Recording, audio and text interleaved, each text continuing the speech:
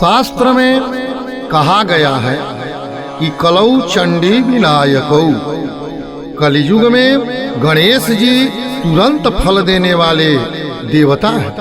पुत्र, पौत्र, धन, धान्य इत्यादि की प्राप्ति के लिए संकष्टा गणेश चतुर्थी का व्रत करना चाहिए, जो फाल्गुन मास की कृष्ण पक्ष की चतुर्थी के दिन आती है। उस दिन जो कोई भी गणपति जी का व्रत करेंगे, पूजन करेंगे और कथा सुनेंगे, उनके घर में धन, धान्य, सुख, समृद्धि, पुत्र और पौत्र की वृद्धि होगी। इसमें कुछ भी संदेह नहीं है। शरीर से द्वारा विलसते मुखे एकादशन गले माला योगर मदेका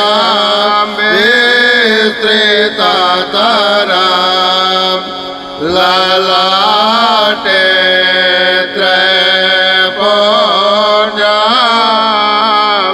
तिलकमलम् नेत्रधृतया भजामि त्वां गौरी नागपते किशोरी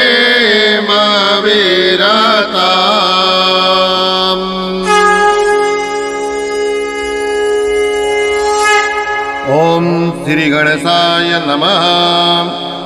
गणेश जी की प्रार्थना के बाद फाल्गुन कृष्ण चौथ की कथा श्रवण करना चाहिए, जो इस प्रकार है। पार्वती जी पूछती है कि हे गजानन, फाल्गुन मास के कृष्ण पक्ष की चतुर्थी को गणेश जी की पूजा कैसे करनी चाहिए? इस मास में किस नाम से पूजन होता है? क्या आहार करना चाहिए, यह बतलाइए। गणेश जी ने कहा कि हे माता, फाल्गुन कृष्ण पक्ष की चतुर्थी को हेरंब नाम के गणेश जी की पूजा करनी चाहिए। पहले जैसा विधान बता आए हैं उसी प्रकार से पूजा करें। यदि संभव हो तो खीर में कनैल का फूल मिलाकर गुलबास की लकड़ी से हवन करें। विद्वानों का कथन है घी और चीनी का आहार करें। इस संबंध में पूर्व काल में कही हुई इतिहास की कथा कहता हूँ। युधिष्ठिर जी के पूछने पर श्री कृष्ण जी ने जो उत्तर दिया था वही कथानक कहता हूँ, सो सुनिए। कृष्ण जी ने कहा कि सतयुग में एक जुवनाश्व नाम के राजा हुए। वे धर्मात्मा, उदारदाता, देवताओं और विद्वान ब्राह्मणों की पूजा करने वाले थे। उनके राज्य में विष्णु शर्मा नामक एक बड़े तपस्वी ब्राह्मण रहते थे। वे वेद शास्त्र के तत्ववेता और धर्म शास्त्र को व्याख्या करने में बड़े पटु थे। उनके 7 पुत्र हुए और सभी धन धान्य से भरे पूरे थे। आपस में लड़ झगड़ करके सब अलग अलग हो गए। विष्णु शर्मा क्रम से एक दिन 7 पुत्रों के घर में भोजन करते रहे। इस प्रकार बहुत दिन बीत जाने पर वे बहुत बूढ़े होकर बहुत कमजोर हो गए। तब उनकी सभी बहुएं अपने वृद्ध ससुर का अनादर करने लगी। पहले उनका बहुत आदर हो चुका था और अब बुढ़ौती में जो अनादर होने लगा तो अपमान से संतप्त रोते रहते थे। एक समय की बात है कि विष्णु शर्मा बड़ी श्रद्धा भक्ति के साथ संकटनाशक गणेश चतुर्थी का व्रत रहकर अपनी सबसे बड़ी पतोहू के घर गए। विष्णु शर्मा ने कहा कि हे बहुरानी, आज मैंने गणेश चतुर्थी का व्रत किया है, तो तुम पूजन सामग्री सब जुटा दो। इस व्रत के करने से गणेश जी प्रसन्न होकर बहुत धन देंगे। अपने ससुर की यह बात सुनकर बड़ी बहू झिड़क कर बड़े कठोर शब्दों में कहने लगी, हे दादाजी, हमको अपनी घर गृहस्थी से रंच मात्र भी फुर्सत नहीं है, यह बखेड़ा हमसे नहीं होगा। हे ससुर जी, आप तो एक न एक जादू टोना तंत्र मंत्र का नाटक करते रहते हैं। आज गणेश जी का बहाना लेकर पहुंच गए। हम न तो व्रत जानती हूँ न ही गणेश जी को जानती हूँ, आप यहाँ से रास्ता ना पिए। इस प्रकार बड़ी पतोहू को झिड़की सुनकर के वह एक एक कर 6 पुत्रों के घर गया और वहाँ 6 बहुओं ने फटकार बताई। उन सब से अपमानित होकर वह बेचारा दुबला पतला कमजोर ब्राह्मण बड़ा दुखित हुआ। तब सबसे छोटी पतोहू के घर जाकर बैठ गए। इस बहू को बड़ी दीन दुखी और धनहीन देखकर बड़े संकोच में पड़कर कहने लगा। विष्णु शर्मा ने कहा कि अरे छोटी बहू रानी, अब मैं कहाँ जाऊं? 6 पुत्रों के घर पर गया था, वहां उनकी बहुओं ने मुझे फटकार बता दी। अब तुम्हारे घर में आया हूँ, पर देखता हूँ कि यहाँ कुछ भी रुपया पैसा नहीं है जिसे व्रत के निमित्त पूजन सामग्री इकट्ठी हो सके। मैं स्वयं बहुत वृद्ध हूँ। हे कल्याणी बहू, मैं बार बार सोचता हूँ कि इस व्रत के करने से सिद्धि होगी, हमारी कष्ट छूट जाएंगे। अपने ससुर की यह बात सुनकर छोटी पतोहू बड़े आदर के साथ कहने लगी। छोटी बहू ने कहा कि हे दादा, आप क्यों दुखित हो रहे हैं? आप अपनी इच्छा के अनुकूल व्रत कीजिए, मैं भी उपवास करूंगी और संकट नाशक व्रत को भक्ति भाव के साथ करूंगी, जिससे गणेश जी की कृपा से हमारे दारिद्र दुख का अवसान हो जाएगा। यह कह करके वह छोटी बहू घर से निकल पड़ी। गांव-गांव से भीख मांग मांग करके ले आई। अपने लिए और ससुर के लिए अलग अलग लड्डू बनाया। चंदन, फूल, पुष्प, अक्षत, फल, धूप, दीप, नैवेद्य, तांबुल सब अलग अलग करके उसने ससुर के साथ गणेश जी की पूजा की। पूजन के बाद उसने अपने ससुर को बड़े आदर के साथ भोजन कराया। स्वयं भोजन के अभाव के कारण, क्योंकि घर में तो कुछ भी था नहीं, उस दिन निराहार रह गई। इसे व्रत हो गया। हे देवी, आधी रात में इसके ससुर विष्णु शर्मा को कई दस्त बराबर होने लगा, जिसे उसके दोनों पैर पर छींटे पड़ गए। तब जल लेकर उनके पैर धुलाए और शरीर पोछे। वह बेचारी शोक करने लगी कि मुझ अभागिन के कारण आपकी ऐसी दशा क्यों हो गई। हे दादाजी, आधी रात का समय है, अब मैं कहाँ जाऊं और क्या करूं, सो सब मुझे बताइए। रात भर बहू विलाप करती रही। इसे जागरण भी हो गया, फिर सूर्योदय भी हो गया। इसके बाद पतिव्रता बहू देखती क्या है कि घर में हीरा, मणि, मोती ढेर लगी है, जिसे बड़ा प्रकाश निकल रहा है। ससुर जी का कै दस्त सब बंद हो गया। बड़े आश्चर्य में होकर बहू हड़बड़ी में अपने ससुर से पूछने लगी, यह क्या है, किसकी संपत्ति है? अरे इतनी बड़ी मूंगा सोने चांदी हमारे घर में कहां से आ गई?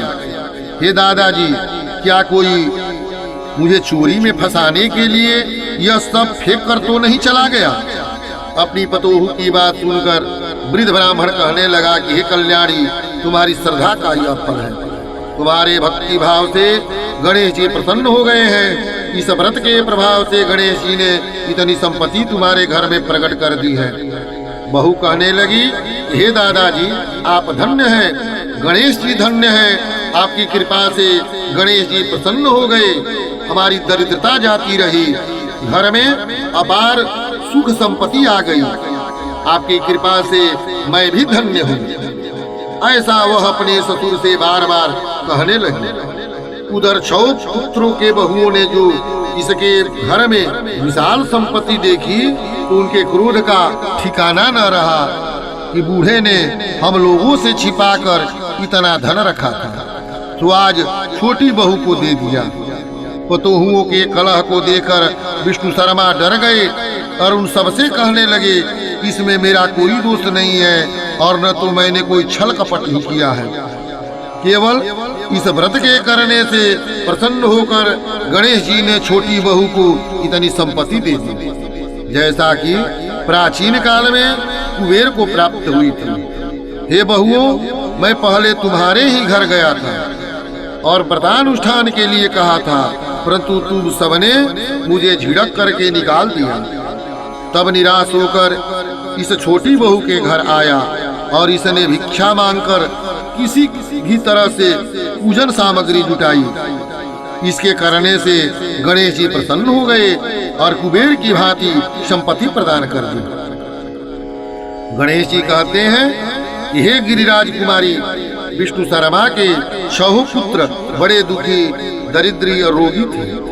केवल सबसे छोटा पुत्र बड़ा भाग्यशाली इंद्र के समान हो गया। तब वे 6 भी आपस में लगाबाजी करते हुए फाल्गुन कृष्ण चौथ का व्रत करने लगे। इस व्रत के करने से वे सब भी क्रमशः धनवान हो गए। इसी प्रकार दूसरे लोग भी जो भी इस व्रत को करेंगे, उनके घर में भी मेरी कृपा से धन धान्य की कमी नहीं रहेगी। श्री कृष्ण जी कहते हैं, हे पुरुषोत्तम युधिष्ठिर, गणेश चतुर्थी के व्रत के प्रभाव से राज्य की कामना वाले को राज्य की प्राप्ति होती है। इसलिए हे राजन, आप भी इस व्रत को शीघ्र करें, जिसे समस्त दुखों से छूटकर आप सुख और संपत्ति का उपभोग करने वाले हो जाएंगे। श्री कृष्ण जी के मुख से इस बात को सुनकर युधिष्ठिर बड़े प्रसन्न हुए और व्रत करके गणेश जी की कृपा से अक्षय राज्य के अधिकारी हुए। इति श्री स्कंद पुराणे फाल्गुन कृष्ण गणेश चतुर्थी व्रत कथा समाप्ता। बोली गणेश भगवान की जय। इसके बाद अर्घ दे दें। अर्घ का मंत्र है, क्षीरसागर तंभूतम सुधारूप निशाकरम गृहाणर्घम मया दत्ता रोहिण्याम सहित शशीन। बोलिए गणपति भगवान की जय। इसके बाद आरती करें। जय गणेश जय गणेश जय गणेश देवा, माता जाकी पार्वती पिता महादेवा। एक दंत दाया दंत चार भुजाधारी, माथे सिंदूर शोभे मूस के सवारी। जय गणेश जय गणेश जय गणेश देवा, माता जाकी पार्वती पिता महादेवा। पान चढ़े फूल चढ़े और चढ़े मेवा, लड्डुअन के भोग लगे संत करे सेवा। जय गणेश जय गणेश जय गणेश देवा, माता जाकी पार्वती पिता महादेवा। अंधन के आँख देते कोढ़न के काया, बाझन को पुत्र देते निर्धन को माया। जय गणेश जय गणेश जय गणेश देवा, माता जाकी पार्वती पिता महादेवा। सूर श्याम शरण आए सफल कीजे सेवा, माता जाकी पार्वती पिता महादेवा। जय गणेश जय गणेश जय गणेश देवा, माता जाकी पार्वती पिता महादेवा। दीनन के लाज रखो शंभु सुतकारी, कामना को पूर्ण करो जाऊं बलिहारी। जय गणेश जय गणेश जय गणेश देवा, माता जाकी पार्वती पिता महादेवा। जय गणेश जय गणेश जय गणेश देवा, माता जाकी पार्वती पिता महादेवा। माता जाकी पार्वती पिता महादेवा।